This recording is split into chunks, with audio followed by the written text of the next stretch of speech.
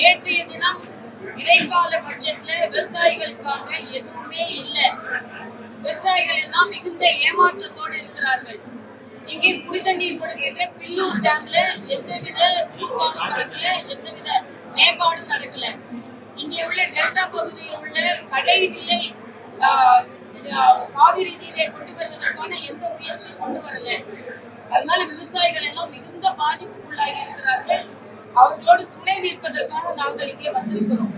நேற்று பச்சை துண்டை போட்டுட்டு பட்ஜெட் தாக்கல் செஞ்சாங்க. ஆனா இந்த துண்டை போடுகிற விவசாயிகளுக்கு எதுவுமே இல்லை, துண்டு விழுகிற பட்ஜெட்டா தான் இருந்தது. அதனால இன்றைய காலகட்டத்தில் தேசிய ஜனநாயக கூட்டணி ஆட்சிக்கு வர வேண்டும் என்பது மக்களின் விருப்பம். அந்த விருப்பம் நிறைவேறும். ஏன்னா மரியாதைக்குரிய பாரத பிரதமர் இன்னைக்கு ஏஐஏ உலக நாடுகளிலேயே முதல் நாடாக போய்கொண்டிருக்கிறார். ஒப்பந்தம், ட்ரம்போட ஒப்பந்தம், யூரோப்போட ஒப்பந்தம். ஆனா இங்க ஒரு கூட்டணி கூட ஒப்பந்தம் செய்ய முடியாம தடுமாறி கொண்டிருக்கின்ற ஒரு ஆளும் கட்சி தினம் தினம் மத்திய அரசை குறை கூறுகிறார்கள். ஏன்னா அவங்க ஒத்துழைப்பு தரலன்னு சொல்லிக் கொண்டிருக்கிறார்கள்.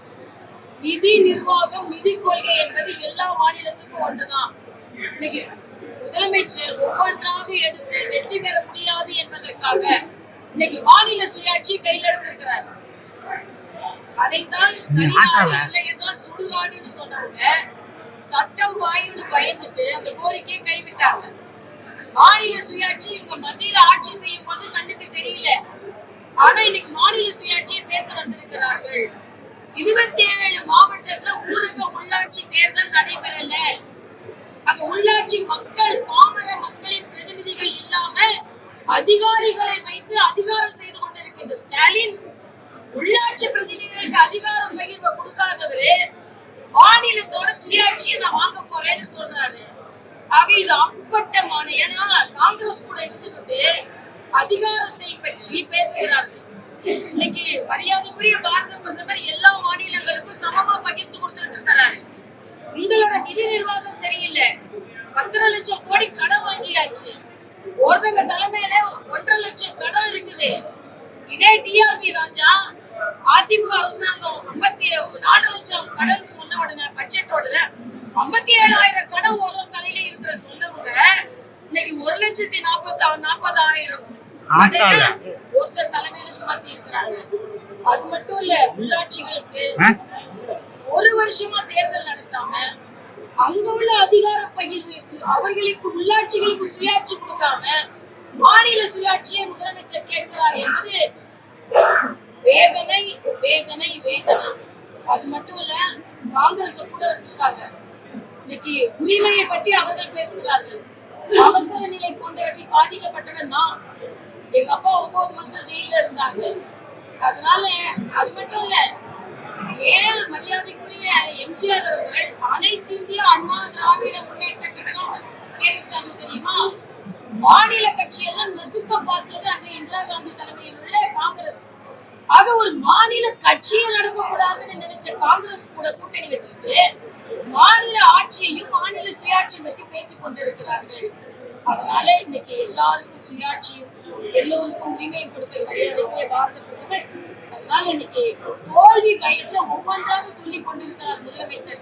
அதில் ஒரு கோரிக்கை தான் அந்த மாநில சுயாட்சி கோரிக்கை. எல்லாத்துலயும் பெஸ்ட்னு சொல்லியிருக்காங்க, எல்லாத்துலயுமே பெஸ்ட்னு சொல்லியிருக்காங்க. தமிழ்நாடு பெஸ்ட் தான், தமிழக ஆட்சி தான் பெஸ்ட் கிடையாது. தமிழ்நாடு, தமிழ் மக்கள் எப்பவுமே உழைப்பாளிகள், அவர்கள் நல்லா தான் வேலை செய்வாங்க. தமிழ்நாடு பெஸ்ட். ஆனா திமுக ஆட்சி பெஸ்ட். தாவேகாவுக்கு போனா வளர்ச்சி காங்கிரஸுக்கு அப்படின்னு சொல்லி காங்கிரஸ் கட்சி நிர்வாகிகளே சொல்றாங்க. திமுக வேண்டாம் அப்படின்னு. நான் ஏற்கனவே சொல்லிட்டேன், ஆரம்ப நாள்ல காங்கிரஸ் உள்ள நிறைய தலைவர்கள் சூரியனை போய் கூப்பிடுறதுக்கு பதிலா மிஸ் அடிக்கிறது தான் பிடிச்சிருக்கு. அதனால அவங்கள்ட்ட போய் கேளுங்க, நாங்க பலமா இருக்கோம். தேசிய ஜனநாயக இந்திய கூட்டணியில கருத்து முடிவுகளை எடுக்கிறதுக்கு மம்தா பானர்ஜியும் ஸ்டாலின் தான் கரெக்டான தலைவர் அப்படின்னு சொல்லி சஞ்சய் ராவத் சொல்லியிருக்காரு. காங்கிரஸை சார்ந்தவர்களே தங்களுக்கு தலைவர்களே இல்லைன்னு ஒத்துக்கிறாங்களா? அங்க உள்ள இந்திய கூட்டணியை ஒத்துக்கிறாங்களா எனக்கு தெரியல. எங்களை பொறுத்த மட்டும் இன்னைக்கு இங்க உள்ள கூட்டணிக்கு அவரால் தலைமை தாக்க முடியலையே, மாணிக் தாக்கூர் அடக்க முடியலையே. அது தமிழ்நாடு கூட்டணிக்கு தலைமை தாக்குறதுக்கு பரிதவிச்சுட்டு இருக்காங்க. இன்னும் அகில இந்திய கூட்டணிக்கு தலைமை தாக்க போறாங்களா? அதெல்லாம் அவங்க கிட்ட கேளுங்க. அவ்வளவுதான். நாங்க தேமுதிக கூட்டணி சம்பந்தமா பேச்சுவார்த்தை நடக்குதா? பாக்குறேன் கையில பார்த்த தலைவர் சொல்றாங்க எங்களுக்கு அது நம்ம திருமாவளவன் ஒரு கருத்து இன்னைக்கு வெளியிட்டிருக்காரு. அதாவது இந்த அரியலூர் மாணவி மரணத்துல வந்து சிபிஐ விசாரணையில வந்து மதமாற்றம் இல்லை, மதவாதிகளுக்கு இது பேரடி அப்படின்னு. மதவாதிகளுக்கெல்லாம் ஒரு பேரடி இல்லை. நாங்க சட்டத்தை மதிக்கிறவங்க வந்து வேங்கை வயல முதல்ல பார்க்க சொல்றேன். வேங்கை வயல்ல 3 வருஷம் ஆச்சுங்க. 3 வருஷம் ஆச்சு.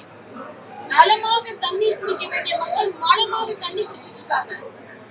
அதனால நாங்க சட்டத்தை மதிக்கிறவங்க, சட்டத்துல ஒரு கருத்து வந்துருச்சுன்னா அதை நாங்க மதிக்கிறவங்க. ஆனா இன்னைக்கு நீங்க ஒரு மாவட்ட தலைவர், காங்கிரஸ் மாவட்டத்துல நீங்க காங்கிரஸ் தண்ணி என்ன சொல்றாங்க, எனக்கு உரிமை இல்லையா? எனக்கு உங்க கட்சி பத்தி, உங்க கட்சியில எப்படி ஒரு சட்டம் போடுறது உங்களோட தொழிலே, உங்களோட பேட்டர்னே ஃபேஷனே அதுதான். அதை பத்தி நாங்க கவலைப்படல. தமிழ்நாட்டுல எங்க கூட்டணியை பார்த்து திருப்பி அடிமை கூட்டணி ஸ்லேவ்னு சொல்லிட்டு இருக்கீங்க. நீங்க தான் எனக்கு அடிமை கூட்டணி இருக்குது நான் சொல்றேன். அதனால எனக்கு எதை பத்தி கவலை இல்லை. நாங்க வெற்றி பெற போகிறோம். அண்ணன் திருமாவளவன் அவங்க அண்ணனோடு சொல்றாரு, திருமாவளவன் அதிகாரத்தில் பங்கு கேட்பது தவறில்லை, பக்கத்துல பாயசம் கேட்கிறாரு அவரு. அதனால இதை பத்தி கவலை இல்லைங்க. நாங்க பலமா இருக்கிறவங்க, அவ்வளவுதான் நான் சொல்றேன். செய்திகளை உடனுக்குடன் தெரிந்து கொள்ள கீழ்கண்ட கேபிள் மற்றும் டிடிஹெச் நெட்வொர்க்குகளில் எம்நாடு செய்தி தொலைக்காட்சியை காணுங்கள். பாதகம் செய்பவரை கண்டால் நாம் பயம் கொள்ளலாகாது பாப்பா. மோதி மிதித்து விடு பாப்பா, அவர் முகத்தில் உமிழ்ந்து விடு பாப்பா. அண்மை செய்திகளை உடனுக்குடன் தெரிந்து கொள்ள இணைந்திருங்கள் எம்நாடு தொலைக்காட்சியுடன்.